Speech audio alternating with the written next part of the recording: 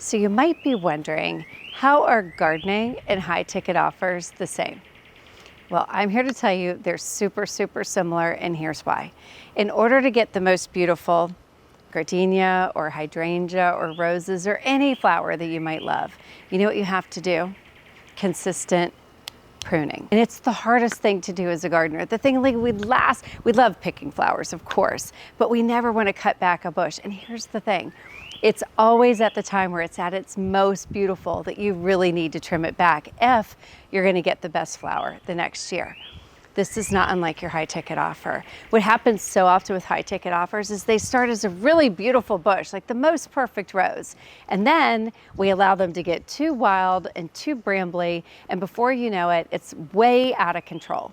And not only are you not going to get a great flower, you're going to have a lot of thorns. And the easiest thing to do is start pruning. Really take a hard look at your high ticket offer. Is everything that you have put in there really necessary for your right fit client to get amazing results, to rave and to renew and to recruit year after year? Because that's what you want with your raving fan deliverables. So you want to put it through the lens, not of everything you know, of what they most need to know. And that's where the pruning comes in. So if your high ticket offer is starting to have more thorns than flowers, it's a perfect time to start whittling it down and making sure you're getting it down to the most beautiful bloom. I promise you it will pay off in raving fans who recruit and renew year after year and bring others back with them, because you're getting results nobody else can get. Kind of like my garden, I get results nobody else can get. And here's a little bonus tip.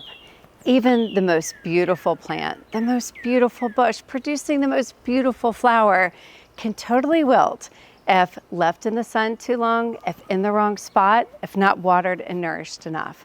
This is not unlike your right fit client and your list.